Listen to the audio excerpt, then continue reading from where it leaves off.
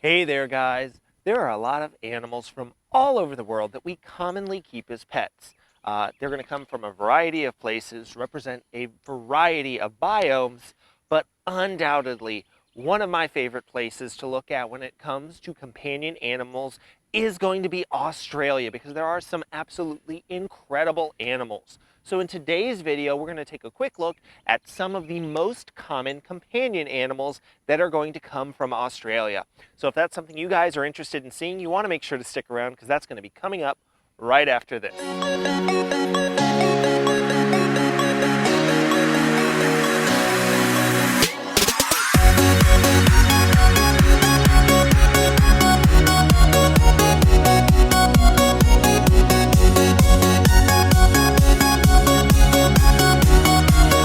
Hey there, guys. This is Jack over at Hi Redbird, where I am tirelessly working to find new ways to make the keeping of exotic animals and pets more exciting, more affordable, and ultimately more enjoyable.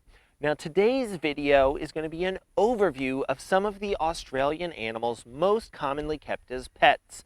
Now, this video was a special request by the Flight Club Foundation out of Seattle to be a part of their Seattle Parrot Expo. Now, if you guys are not familiar, you can find out a little bit more about them by visiting www.flightclubfoundation.org. They are a wonderful organization. They do a lot of different things. They help networking with bird owners so that they can get the resources they need in order to properly care for their animals. One of their biggest things that they do is help bird owners who have lost their bird, perhaps it's flown out of a door or a window, help them to get that bird back safely. And one of the most important things they do is going to be animal outreach and education. Normally, they can accomplish this with their Seattle Parrot Expo, which is one of the largest in-person avian events in the country. Unfortunately, this year, they're not able to have that in person, so they decided to do a virtual conference. So if you guys are watching this, thank you so much for participating in Seattle Parrot Expo. If you would like to find out more about Flight Club Foundation, once again, you can visit them at www.flightclubfoundation.org. Again, I relate to their mission so greatly because education is one of the main things that I try to do here on this channel. So if you guys would like to see a little bit more of my stuff as well, don't forget that you can visit Hi Redbird not only on YouTube, but also on Facebook and Instagram. You can support me by visiting Patreon, or if you want to just like this video, subscribe to the channel if you haven't already, and of course, feel free to comment on these videos. Let me know what kind of content you guys like, what you would like to see more of. That's definitely going to help me gear the educational content towards what you guys want to see. But without further ado, we're going to go ahead and jump into today's video, which is going to be an overview of some of the Australian animals most commonly kept as pets. Now, I want to be clear, this video is not going to be a complete breakdown of everything that is needed for the care of each of these animals, because then that video would go much, much longer. Instead, we're going to do a quick little rundown of a few different animals that I have here, and basically give you guys the good, the bad, and the ugly about these animals. But all of the animals that I am going to show you, I do think have the potential to be very good and very rewarding pets if you choose to keep them. One thing I do want to say on the onset is that you guys are going to be responsible for researching these animals further if you are interested in getting them. That includes not only their care, their diet, their housing, but you're also going to need to look into the legality of these animals because rules and regulations are going to be different depending on where you live. So I do encourage you guys to look into if you are even able to own these animals where you live. But I can attest that all of the animals I'm going to show you in this video do have the potential to be very rewarding animals, definitely will make your life better. So without further ado, let's go ahead and jump into visiting some of my favorite animals from Australia. All right, guys, now one of the animals I want to talk about is going to be this one right here. This is a bearded dragon. These guys are a decent-sized lizard, and as you may have guessed, they are originally from Australia. Now, these are really cool animals. Honestly, one of my favorite animals to show off to kids because they get very, very excited when they see them because they do have a really nice, really expressive face. Now, these guys are very calm animals. So that's one of the things that makes them a good first-time pet for people who haven't had reptiles before. They also breed readily in captivity, and they are found in a variety of different color mutations. So if you guys are interested in a bearded dragon as a pet, you can probably find one that has a look that you find very, very interesting or very cool. So that is one of the things that makes these guys such amazing animals. They can be very, very calm, especially if handled regularly. And in fact, this one right here, her name is Snuggles, because if I get tired of holding her in my hands or I need to do something else, I can go ahead, I can set her on me, and she holds on very, very nicely. In fact, she usually likes to park herself up on my shoulder, and I can walk around with her, and she'll just behave, look around. She's very, very calm with that, and kids think it's absolutely incredible. So these guys do get a very clear recommendation from me as a potential pet. They are great animals. But one of the things that needs to be discussed with them is their diet, because these guys are omnivores. That means they need a wide variety of food, both plant and animal based. So this animal right here is going to get a variety of different things. She'll get things like romaine lettuce, collard greens. She will get apple, zucchini, carrots, green beans. But she's also going to need things like animal-based protein. And in fact, I have a colony of dubia roaches that I raise just for the purpose of feeding her and my other insectivore reptiles.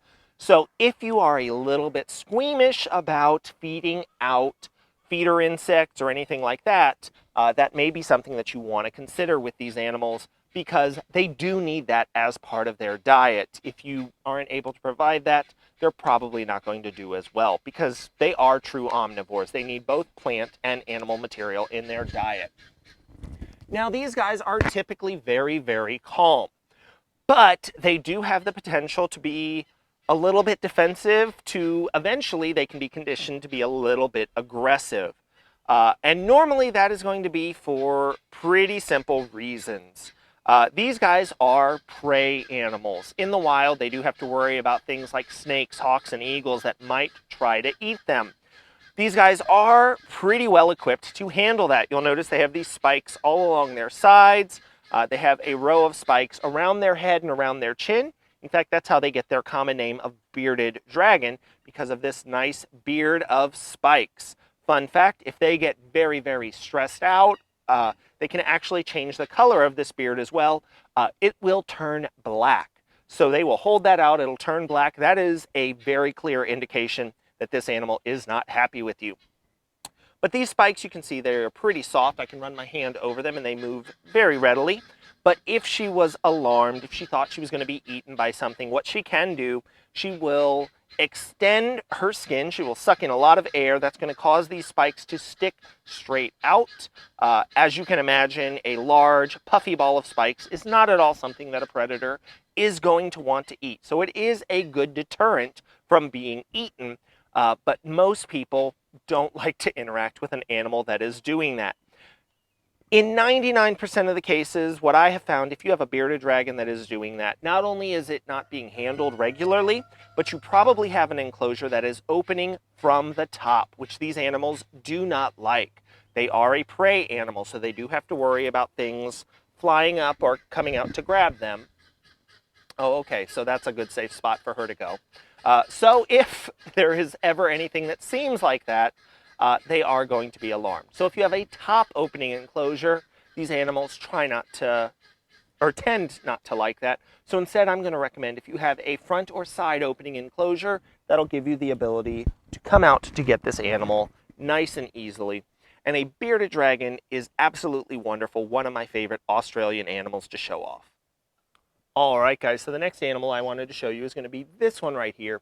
This is a carpet python. As you may have guessed, this animal is from Australia. And this carpet python is named low pile. I personally think that when you have snakes or you have other animals that people tend to be afraid of, it's important to give them a funny or a whimsical name. That way people let their guard down just a little bit, because as soon as they're willing to calm down and listen about an animal like this, they may learn something, and education is going to be the best way to combat fear when it comes to animals that people are afraid of.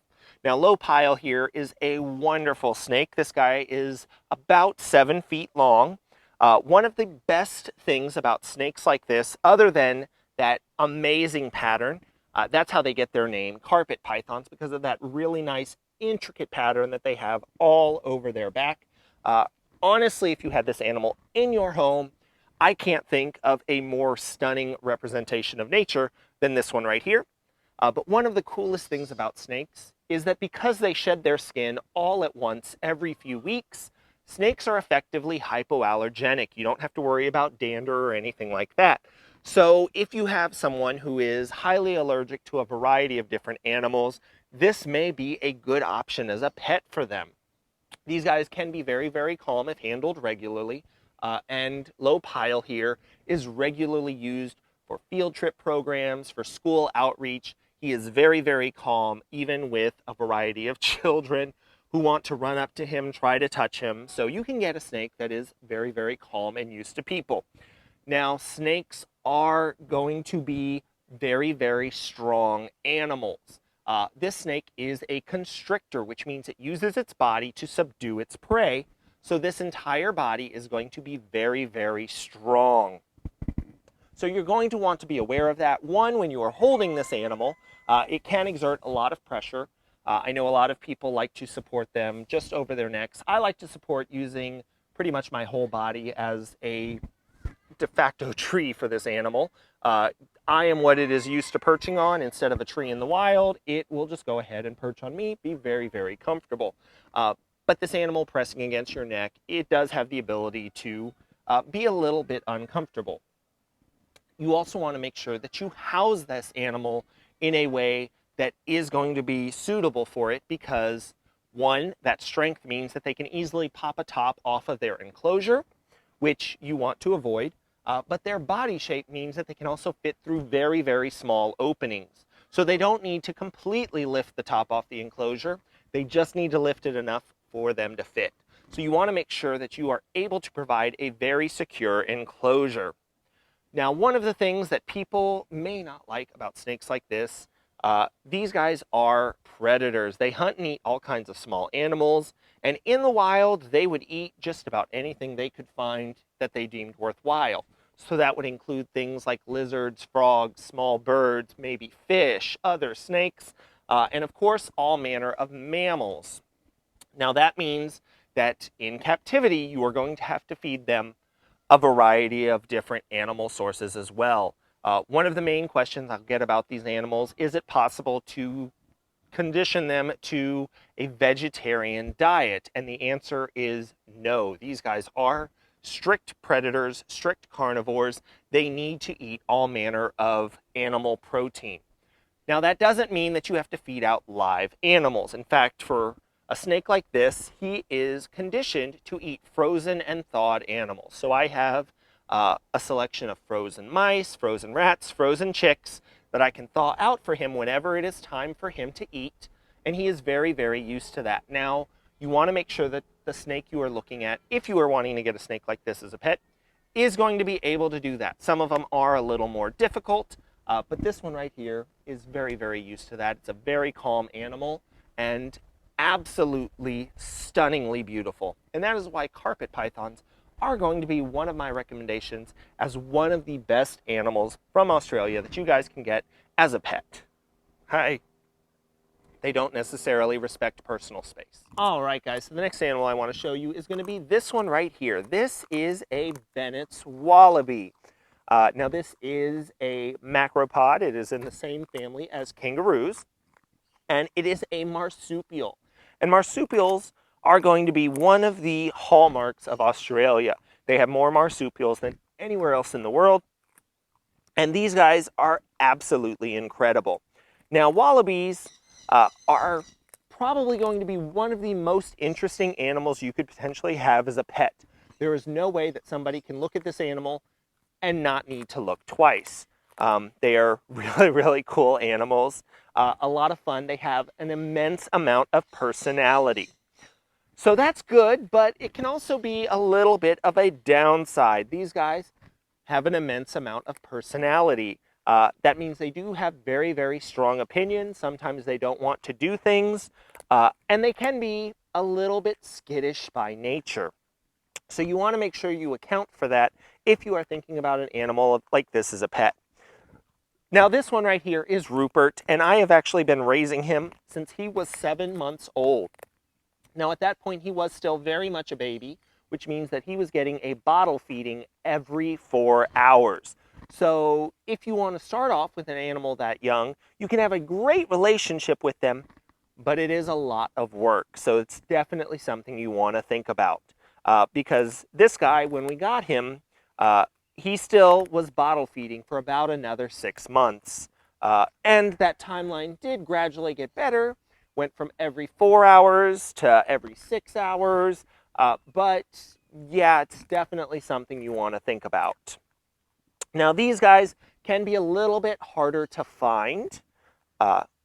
You know, there are not as many breeders of these guys in the United States, so you might have a little bit of a harder time finding them. And they do have some specialty needs to their care. They do need a pretty particular pelleted diet. They're also going to be herbivores, so they're going to eat all sorts of hay, all sorts of produce. Rupert here likes apples, carrots, sweet potato, corn, collard greens, kale. So you will need to be able to provide that as well. And these guys do have some medical needs as well. It can be a little bit difficult to find a vet willing to work on one of these. And because these guys come from Australia, an island biome that doesn't have the same issues as other places, these guys can be very, very susceptible to things that other animals that we get as pets don't have an issue with. So for example, toxoplasmosis is going to be a major concern for these animals. So the main carrier of that is going to be cats. So I would advise keeping a wallaby away from cats. These guys can also be pretty susceptible to coccidiosis. Main carriers of that are going to be things like chickens, birds, and rabbits. So I would keep this guy away from them as well. But Bennett's wallabies are absolutely adorable. Normally they're going to be a grayish brown. This guy right here is an albino. That's actually how he got his nickname. I call him my little goblin because when I was bottle feeding him every 4 hours, that meant that he had to sleep in a pen right next to my bed. In the first week of having him, one of the first things I woke up to in the middle of the night was him, both hands on the side of his playpen, staring at me with his bright red eyes. I was wide awake at that point, and ever since then, I have affectionately referred to him as my little goblin. He is a really good little animal. I am happy to show him off, and I definitely could recommend these guys if you are interested in them, if you are willing to account for all of the different accommodations they need. These guys, while not being easy pets, do have the potential to be very rewarding pets. All right, guys, so the next animal I wanted to show you is going to be this one right here. This is a dromedary camel. And while this animal is not native to Australia, it was introduced in the 1800s as a beast of burden. Since then, a lot have been released. They have established populations of themselves throughout Australia. And in fact, some of the largest and most impressive camels that you will find today come from Australia. Now, these guys are absolutely incredible. If you have the space for them, it might be something you want to look into, but the space is going to be a key accommodation because these guys can easily be 6 feet tall or taller at their shoulder, meaning they can be about 8 feet tall at their hump. From their nose to their tail, they can be over 10 feet long. And these guys can weigh well over 1,000 pounds. So they get to be very, very large. Now they are very intelligent animals. They can be very, very sweet animals if you work with them regularly. They are easily trainable. They are honestly some of my favorite animals to work with. So they do have a ton of personality, and just like the wallaby, that is a good thing if that's something you are looking for, but it can also be a downside because they have a lot of personality and a lot of different opinions. One of the ways that people will usually fail with camels is they want to treat them like horses. They think it's an animal that you can just impose your will on and it'll do what you want. And that is certainly not what camels are going to do. In fact, the best way to think of dromedary camels is to think of them as half-ton toddlers. These guys can be very affectionate, very smart, they're good at problem solving, but they are also prone to being offended. They can be a little bit emotional, and they are prone to temper tantrums and meltdowns. So just like anyone with a toddler can tell you, your best option is to convince them that whatever you want them to do is their idea. So the way you accomplish that is through regular training. These guys do require regular training, far more so than most other livestock, so that is going to be something you need to consider if you are wanting an animal like this as a pet. Now, because they do have that tendency towards emotional outbursts, you also want to make sure that you are able to work with these animals safely. They are very large, they are very strong, and they do live for quite a while. They can easily live to be over 40 years old in captivity. So that is something you want to consider. Honestly, a camel is not going to be an animal for everyone, but as you can see, they are very, very sweet animals. They are very smart. If you are willing to put in the time and effort to work with these animals, I can guarantee you it is going to be a very rewarding experience. All right, buddy, there you go. All right, guys, so the next animal I want to show you is going to be this one right here. This is one of my favorite birds, and this is going to be the budgie. A lot of people will refer to this as, the common budgie or the common parakeet.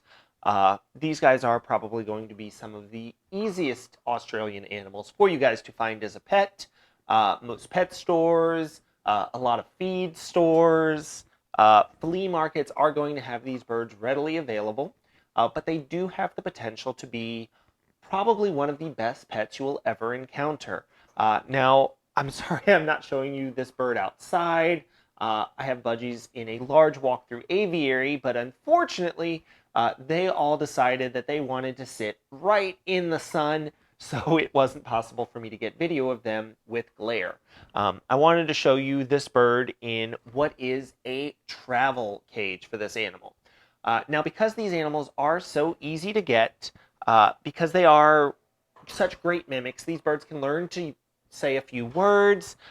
They're really, really easy animals to take care of with a lot of personality.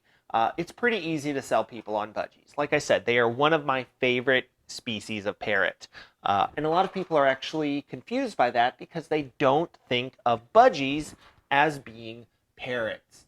Because of their bright colors and their small size, people seem to think they are some type of finch, but these guys are actually one of the smallest citizens you are going to encounter in the pet trade. Now, a good thing about budgies is their size, their temperament, their personality, but I do want to talk about the cage that this animal is in right now. Because they are so easy to get, they will sometimes be in places that are not necessarily going to care about the long-term health and well-being of the animal. So for example, flea markets. So you might be able to encounter a bird in a setup like this. And they'll tell you that because it is a small bird, it just needs a very, very small cage. I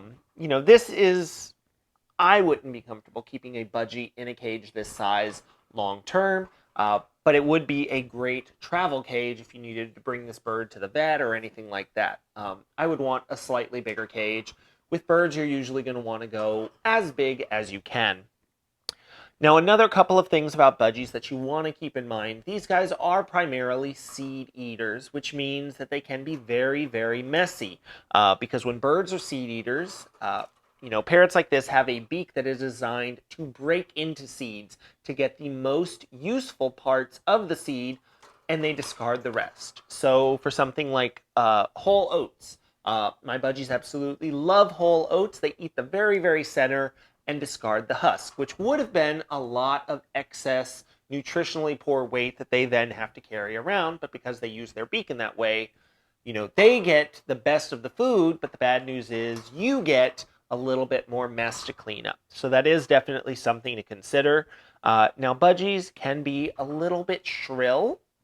I know some people have a little bit of an issue with that, but they are not loud, especially compared to all of the other potential companion parrots you may encounter. This is going to be one of the quietest birds you will have. And I know a lot of people who have managed to get hand-raised budgies, and they will tell you that a hand-raised budgie is by far the best companion parrot that they have ever encountered. So budgies are absolutely phenomenal. Are you going to jump on the swing? Oh, we jumped on the swing. It's so. Oh, and then we fell down. That happens. Uh, these guys do have a lot of personality. They're a lot of fun to watch. So there's some good sides. There's some bad sides. There really isn't anything that I would consider a deal breaker with a budgie. Unlike a lot of the other animals we've seen today, these are phenomenal animals. I highly recommend them to people as pets. One thing you do want to keep in mind, though, this is a very small bird. Birds in general have a pretty delicate skeletal system, and budgies being so small, they are going to be very, very delicate birds. So you are going to want to be careful with how you interact with these birds. If you have small children who haven't necessarily learned gentle touches, that could be problematic for these birds very easily. You also are going to want to look out for things like ceiling fans, or uncovered windows, because if these birds fly into something like a ceiling fan or a glass window, for a lot of birds, they could be injured by that, but for an animal like a budgie, if they get a good amount of speed and fly into something like a window or a ceiling fan, it does have a very high likelihood of being fatal. So they are a little more delicate than a lot of other birds, but honestly, budgies are one of my favorite pet parrots. If you haven't had a budgie before, I highly recommend them.